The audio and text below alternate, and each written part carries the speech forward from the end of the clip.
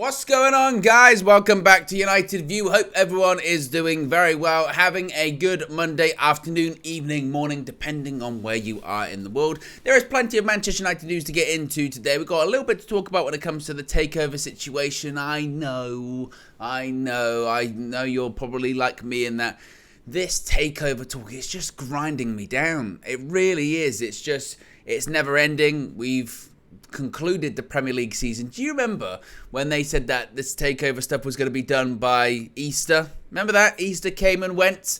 The Premier League season has come and gone, and still the takeover situation is not resolved at Manchester United, and we could be looking at more drama, more saga, more chapters in this takeover situation. What we are going to be talking about is a possible fifth bid. Count them. 1, 2, 3, 4, 5. 5 bids from Sheikh Jassim bin Hamad Al Thani from Qatar, possibly for Manchester United, with the price going up even higher and closer to what the Glazers are looking for as well. So we're going to talk a little bit on that. We're also going to talk about Fred, possibly Fred, who got, was it 2 assists yesterday? Yeah, it was 2 assists, 1 for Sancho, 1 for Bruno. It could possibly be leaving Manchester United at the end of the season and possibly heading to Fulham. Of course, their opponents yesterday at Old Trafford. There were some reports, some pictures rather, flying around on social media of Marco Silva, the Fulham head coach, speaking to Fred after the game. And people said, that's very curious, that's very interesting. And there does appear to be smoke when it comes to this fire of Fred possibly leaving United in the summer and going to West London, possibly signing for Fulham. Of course, he's only got 1 year left on his contract as well, so we're going to talk a little bit about that. So be sure to smash a like on the like button. Be sure to subscribe, bottom right-hand corner. Remember, you can join the UV Members Club. Links in the video description. You get your badges, your emojis, your exclusive members-only content, such as UV Raw. I was talking to Flex and Josh earlier today about some really... They are hilarious. Some really hilarious upcoming episodes of UV Raw, it must be said. There's a big backlog of them, but some of them are unbelievable. So if you haven't already, be sure to join the UV Members Club if you wish. And of course, we're on the road to the FA Cup final this weekend. The first ever Manchester derby in the history of the FA Cup final at Wembley. Saturday, 3 p.m. We've got you covered when it comes to all of the build-up there. I was also talking to Flex and Josh about that earlier today. Some really exciting stuff planned when it comes to the Manchester derby. But let's get into the latest when it comes to the takeover situation at Manchester United, the takeover saga, drama, never-ending story, whatever you want to call it. Simon Stone from the BBC actually was quite interesting because this report he put out actually during the game, I believe it was, against Fulham yesterday, so it kind of got lost in the shuffle a little bit with obviously all of the last day drama in the Premier League, people staying up, people going down, Manchester United securing 3rd place, beating Fulham, penalty saves, goals by Sancho and Bruno and everything else. It kind of got lost a little bit, and maybe it kind of got lost a little bit because, as I mentioned, at this point I just feel like people are so ground down and they're so not indifferent, because obviously we care about the future of the club and we want the Glazers out, but it's just... we've heard it all before, right? We've seen it all, we've won the lot, and we've heard all of this all before when it comes to new bids and decisions not being made, etc., etc. So Simon Stone reported that Manchester United directors received an update on the potential sale of the club during a board meeting last Thursday. There has still been no decision around whether the Glazer family will accept one of the current bids from Sir Jim Ratcliffe's Ineos Group or Sheikh Jassim. The latter, that being Sheikh Jassim, put in a 4th bid more than a fortnight ago, but there is a feeling Sheikh Jassim may be tempted to go higher. Sheikh Jassim wants to buy 100% of the club, while Ineos are willing to take a smaller stake that would allow current co-chairman Joel and Avram Glazer to retain a financial interest in Manchester United. There were rumours of a possible announcement on Friday, that being this past Friday, but that did not materialise. That come and went. I saw people were saying, "Oh, announcement's coming," or "There's rumours of an announcement," and it never happened. And I think even I will hold my hands up when it comes to this takeover stuff. How many times have we come on here and done these videos or these streams or these discussions, whether it's myself or whether it's Flex or KG or all of us or whatever it may be, and then the opposite happens or nothing happens or nothing develops. So whenever you hear a rumor or an announcement's coming, you go, until it actually happens. I'm at that stage. And I know we're entering the transfer territory now, and that whole talk of, well, until they're holding up the shirt, I won't believe, particularly when it comes to this takeover stuff, until there is legitimately an announcement of exclusivity or the report of exclusivity, I'm not believing shit at this point. Apologies for swearing. Now, as I mentioned, there were rumours of a possible announcement on Friday. That did not materialise. Of course, United played their final game against Fulham at Old Trafford this past weekend. This coming Saturday, they take on Manchester City in the FA Cup final. Having already attended the Carabao Cup final and Women's FA Cup final at Wembley this season, it is thought possible that Avram Glazer will make a third transatlantic trip in a matter of weeks. Of course, the last 2 trips cost $250k on the private jet. That was on the club accounts as well, not his own dime, the club accounts. And one would think he's probably thinking, of course I'm going to come to the FA Cup final. I mean, it's a big event. It's Wembley. I've been there twice this year, and let's be honest, $250k? You kidding me? Phew, I'm flying straight over to Wembley. Why wouldn't I? So don't be shocked to see Avram Glazer at Wembley on Saturday. If anything, I'd be shocked if he wasn't there at this point. If he's shown up twice already this season, then he's going to be there for the third time. I have no doubt about that. Now, when it comes to the Takeover possible 5th bid from Sheikh Jassim, I mentioned this before. If I was Sir Jim Ratcliffe of Ineos, and I know that Sky News released a piece over the weekend as well, suggesting that Ineos and Sir Jim were still the front runners and they were still leading the pack, as it were. They were still the option that the Glazers were looking at more favourably. I would have legitimate concern if I was him, thinking that, to me, it seems very clear that he's just a pawn in this ongoing game, or this ongoing game of chess between the Glazers and Sheikh Jassim bin Hamad Al Thani, I think, and the 9-2 Foundation. In my opinion, all Sir Jim and Ineos at the moment serve as is a device to make the price go up higher. The Glazers, in their mind, since day dot, have had a price, a number in their mind that they want to hit to sell Manchester United. And they know the person that can probably offer them that out of all of these interested parties, or not say probably, they know the person that can offer them that is Sheikh Jassim. They know that's the guy with the money, that's the guy with the most money, and they can get this deal done.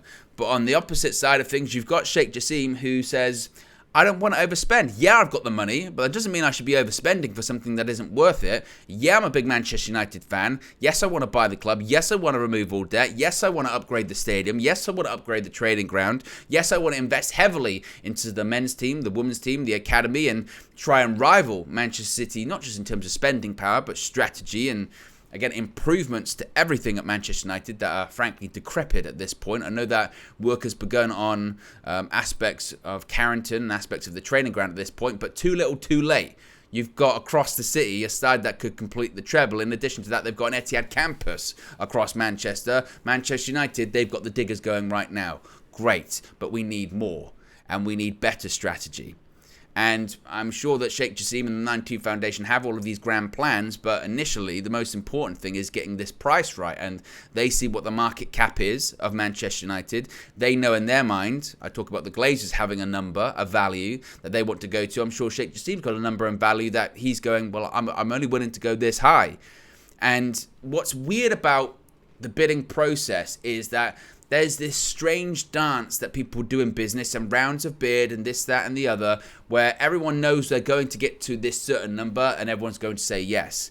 Now, that's not me coming on here and saying Sir Jim Ratcliffe and Ineos definitely aren't going to purchase Manchester United or win the Takeover race and own the majority of the club, because that is a very, very, very real possibility that they will win this race. But if I was them, I would still think, I mean, you can have all of this stuff saying that I'm the preferred bidder or I'm the leading bidder, but every single time a report comes out to suggest that I'm leading the race, it feels like it's just provocation. It's the method of that and the reason, the rationale behind those reports coming out is just to tempt Sheikh Jassim into doing another bid, because that's what happened last time, and it worked. Third and final round bids had gone in. When was that? Several weeks ago. Was it beginning of the month? I forget when it was at this point, because there have been so many rounds, there have been so many bids, there's been so many stories that my brain has just been completely fogged up by it at this point. And the third and final round bids had gone in. Sheikh Jassim's offer wasn't really anywhere near what the Glazers were looking for, so it was, well, Sir Jim Ratcliffe, Ineos, they're winning this race, and we're going to tell them they're winning the race. We're going to go into exclusivity with them. Meanwhile, Ineos are saying to themselves, well, that's great, but we haven't heard anything. We still haven't heard anything about us leading this race. We haven't had any contact to suggest that we're very close to winning this race, or exclusivity is coming. And then what would you know? Sheikh Jassim puts a fourth bid in. But this fourth bid, this final take it or leave it 11th hour bid, they called it, doesn't seem that 11th hour anymore, does it? It's maybe we weren't anywhere near the 11th hour involved in all of this. And once again, as Simon Stone says, there's a feeling that Sheikh Jassim can and may go higher with a fifth bid, which makes a mockery of this entire round process in the first place. And I said this before, this was my concern, that it's going to affect the summer and it's going to affect pre-season. It already has. When you've got, the season's over, so planning's already begun and talks have already started about transfers, whether they're Kim Min-jae, whether they're Harry Kane, whether they're Mason Mounts, those talks are already beginning. And with every single report, you've seen it. Every single report that comes out, whether it's from Romano, whether it's from Ornstein, whether it's from whoever, they all say the same thing, dependent on the takeover situation. Which to me says those people that are negotiating those transfers, John Murtough, Richard Arnold, Erik ten Hag, they want to do these bits of business in the summer. They want to try and go after these players. They want to plan ahead, but they can only plan so far because they don't know what the future looks like. There is no long-term plan because they don't know the long-term future of the club. How can you plan long-term when you don't know the long-term? It's really difficult, and we're talking about how well Erik ten Hag has done, and he really has done well this season, considering where we were. We've got 17 more points than we had last season. We've won a trophy. We've got Champions League football. We finished third. We're in the FA Cup final, but now's the time to kick on. Now's the time to improve the solid foundation and base that we have. And it's almost typical of Manchester United, isn't it, that we have this successful season, but we're frozen. We can't do what we would want to do or what we should be doing because once again the Glazers are dicking around going, oh, do we want to sell, don't we want to sell, we're going to get the right price, and it's incredibly frustrating. And like I said earlier on, I'm just ground down by it at this point. I truly am. I'm just like, I want it over. And that's not to say that, you know, I don't care who wins it anymore, because I still do care, because I'm a United fan. Obviously I care about the future of the club. But at this point, whenever I'm hearing these takeover reports now, I'm just rolling my eyes and going, okay, again, well, what are we going to do? I have no idea when this will get done at this point, genuinely. I don't think we see any movement in it in June. I don't think, you know, is there a possibility that we go on tour in July and it still isn't resolved? I think absolutely there's a point. Because we're getting these big blocks of time of nothingness now, aren't we? We're getting we get a bid in, 2 weeks of silence. They said, oh, a board meeting Thursday and nothing was resolved. Another 2 weeks of silence. Or maybe another bid will go in. Nothing resolved. And there have been those reports out there throughout this entire process with some people really questioning, did the Glazers actually want to sell? What did they want to do? The club's up for sale, even though they haven't explicitly said that, exploration of strategic alternatives. But what did they want? Eventually, you've got to make your mind up. What are you going to do? You're going to do minority? You're going to do Sir Jim? Or you're going to go Sheikh Jassim? But you can't keep constantly going higher offer, higher offer, higher offer. Eventually, all involved go, well, I've had enough now. I'm either walking. This is genuinely the final offer. And it would appear that the Glazers seemingly still think there's more money to be made in this. And the worst thing is they're probably right, because there probably is still more bids that they can get out of Sheikh Jassim and Sir Jim Ratcliffe. So, of course, if we get any more information on that, we'll let you know here on the channel, I guess, in a future video, particularly now as we're heading into the transfer window. Speaking of transfers, and be sure to click the like button, be sure to subscribe, bottom right-hand corner. Fred had an excellent game yesterday. He's got 2 assists in Manchester United's 2-1 victory over Fulham at Old Trafford. 1 for Sancho, 1 for Bruno.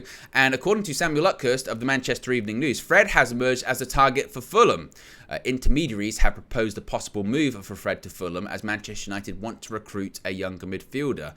As I mentioned, there were pictures floating around on social media after the game of Fred seemingly going to his car or something like that, and Marco Silva apparently sort of sprinted off the team bus and wanted to talk to Fred.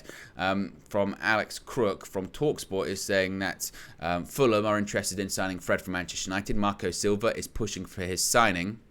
As I mentioned, according to those eyewitnesses, Silva rushed off the team bus to catch Fred before he left the premises at Old Trafford yesterday. Erik ten Hag is thinking he could cash in on Fred to boost his summer funds. A striker and a goalkeeper are reportedly among his top targets. Once again, that's according to Alex Crook. Ten Hag could look to sell Fred this summer and move for a younger midfielder. Mason Mount is the favourite choice. Moves for Declan Rice and Romeo Lavia and Alex McAllister have not been ruled out, although it does look like McAllister's going to go to Liverpool, doesn't it? Certainly. when it comes to Fred, I mean, he's got 1 year left on his contract. His contract was expiring. They triggered the option, so he's got a year left. But he's, I think 29, something like that. He's 29. And I think certainly what we're looking at, I think, really is United being ruthless. Fred, I think, has improved. He's 30, excuse me. So Fred, since he's come to United 2018, did we get the Fred that we were really hoping for, looking for? I don't think we ever did. I mean, we went through years of McTominay and Fred, didn't we? And that didn't particularly work. I think, in fairness to Fred, the last, shall we say, 18 months at United have probably been his best spell. I think some of his better performances. He was one of the very few players under Ralph Rangnick that actually got better, or actually, I say thrived, but played better in the system. Points this season, while he's been far from a regular starter for Erik ten Hag, I think in certain games that he's played, not every game, but certain games he's played, he's done okay. And he's proved to be a bench player, a player that for certain games you start him because you need energy and you need discipline in the middle of the midfield. We saw that with Spurs at Old Trafford when we beat them under Conte, when Spurs still had Conte. We beat them 2-0, and that's when Spurs at the time were, I think, third in the table, and Fred was absolutely sensational that game. But it's the difference, it's the up and down of Fred is, I believe the next game after that was Chelsea, and I think he was particularly poor against Chelsea. At the same time, January, when we beat Man City at Old Trafford, again, he was excellent. He was all over Kevin De Bruyne like a rash in that game, and there's a really, really, really high chance he starts in the FA Cup final on Saturday, because he'll be asked to do the same thing. He'll be asked, sit on Kevin De Bruyne, follow him around, make sure he has as little touches as possible. We need you to do a job. I mean, I'd be stunned, frankly, if Fred doesn't start against Man City at the weekend. So certainly he's been, an important, but an option for Ten Hag in that aspect. But this is what we need to do. We need to be ruthless. We need to be looking at players that we really take a step back and go, okay, we finished third this season. We've won a trophy. We're in the final of another. What's the next step? Well, the next step is to be maybe not challenging for the title per se next season. Maybe that's going to be a bit too much of a jump. Things have to be done incrementally, but we need to be closer than we were this season. We need to be in the conversation. And at points this season, we were somewhat in the conversation. I don't know if we were ever truly in a title race, but we were playing good football, and we were always there and thereabouts when it comes to the top four. If anything, that was the concern when it came to the top four towards the end of the season, of we can't drop out because we've been here throughout the entirety of the season. So the next step is to really solidify the base that we've got. And again, look at some of these players in this squad that have been here for a long time. Fred's been at the club for 5 years, and say, can we get better? Can we get younger? And the answer is yes, we can do better than Fred. We can get younger than Fred. And we can get someone that the manager is, the profile of player that the manager is looking for. Fred, again, can do a job, but Ten Hag, again, wants younger. He wants more technical, and he wants more adaptable. And those players that we mentioned, someone like Mason Mount, that's an upgrade on Fred. It is an upgrade on Fred. And particularly with all of this takeover drama at the moment lingering in the background, there is a need to raise funds. And selling people like Fred to Fulham, I think, would raise decent funds. As to how much we sell him for, year left on his contract. I mean, Man United got to try and get a good deal. Maybe 25 at push, 20, 15. He's still an international player. He plays for Brazil. I know he's got a year left, but he plays for Brazil still. And this is the Premier League we're talking about. And the Khan family got some money at Fulham. So why not go 25? Why not go 30? So that's an interesting one to look at. Now, as it comes to Mason Mount as well, Mason Mount, there were pictures and videos on social media, him sort of doing the rounds at Stamford Bridge yesterday, looking emotional. Seemingly, it was the last time he's probably going to be there as a Chelsea player. And according to Jason Burt from The Telegraph, Erik ten Hag is pushing for Mason Mount to be signed by Manchester United. He is understood to be confident that he can persuade Mount to join United. This is on the back of David Ornstein's reporting last week that said that Mount was leaning towards United as his preferred option if indeed he does leave Chelsea. Mount is wanted by United, Liverpool and Arsenal, and is reportedly yet to make a decision or a final decision over his future, although he appears to be certain to leave Chelsea. If Mount signs for Manchester United, according to Jason Burr, it would be a serious blow for Liverpool, in particular with Jurgen Klopp having identified him and Alexis McAllister as key players in his rebuild.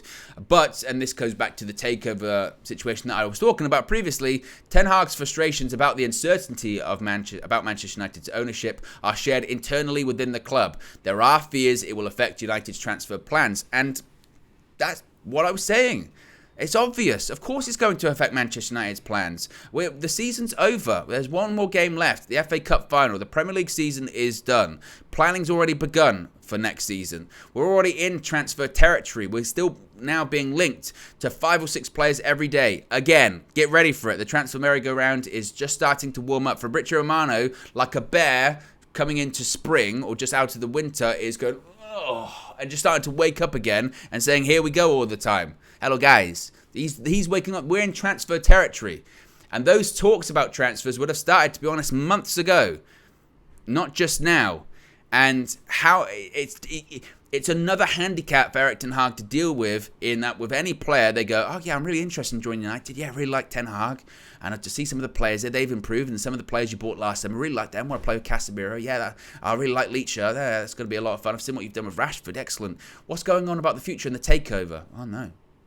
And they don't have an answer to give because they don't know. Not many people do. No one can get in the mind of the Glazers. Heaven forbid. So, of course, he's going to be frustrated. And he's already done a couple of digs here and there saying, well, we need to improve. We must improve. We need to get players in.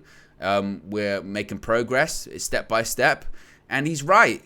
But what we can't be complacent enough to think that because we got third this year and because we got a trophy and because we're in the final of another competition, we don't need to improve that much. We only need like one player. There's a budget of 100 million. We just get a striker. We'll be fine. No, it doesn't work like that. Evidence is there that it doesn't work like that. Because that is operating under the assumption that every single team in the Premier League is going to remain exactly where they are and going to remain exactly as good as they are. Granted, some teams might get worse, but let's face it, Liverpool are going to be better than they were this season. They're going to get McAllister. Yes, they got Europa League. Yes, they got Jurgen Klopp saying, who cares and what have you. But they're going to be better. Because they're going to refresh their midfield. They're doing a transfer overhaul. Chelsea today announced Pochettino as their new head coach. Logic would suggest they're going to be slightly better. I don't think they're going to be, title or anything like that, but you would think they're going to be better. Newcastle are 100% going to be better than they were this season because they're in the Champions League. They're the richest club in the world. They're going to improve. They're going to get better. Arsenal had an excellent season. They're going to bring players in. Whether or not they're going to have the standards they had this year, or if they're going to drop off a little bit, I don't know. But they're going to be there and thereabouts. And City, we know City are unbelievable, so we're going to have to deal with them anyway. So we cannot be complacent enough as a club to think that we just need a striker and that's about it. Because we're already near enough there. It doesn't work like that. Football does not work like that. And if we don't invest, we can go backwards. And that's a massive problem. So That's the hope when it comes to this summer, is that, again, this takeover situation is eventually resolved. And eventually, we can give Ten Hag the tools that he needs. Because this guy's already proved that if he's given the tools to succeed, he will succeed. He's already succeeded this season. So once again, we need to back him and we need to give him the tools. So fingers crossed that indeed is what happens. So there you go, guys. It's the latest Manchester United news for you. Tomorrow, what's on tap for tomorrow? Of course, Morning View, 9 a.m. As always, Flex and myself will be live discussing the latest news and the build-up, of course, to the FA Cup final this coming Saturday. There's going to be FIFA with Flex and KG coming tomorrow, as well as the Flex and KG show. Wednesday, you've got Red Room. You've got more takeover discussion, more Manchester United news. Then, I guess, sort of Wednesday through Thursday, Friday, we got the FA Cup final to build to. So we're going to be bringing you previews, coverage, tactical previews. Yes, very exciting. I'm really excited to see that. And plenty of other content as well. Of course, as I mentioned, if there's any takeover news, we'll let you know. And then after that, the week after that, we're fully into transfer season. So the transfer shows will return as well. But anyway, guys, have a great Monday. Hope you had a great bank holiday if you're over here in the UK. And I'll speak to you again very soon. Peace.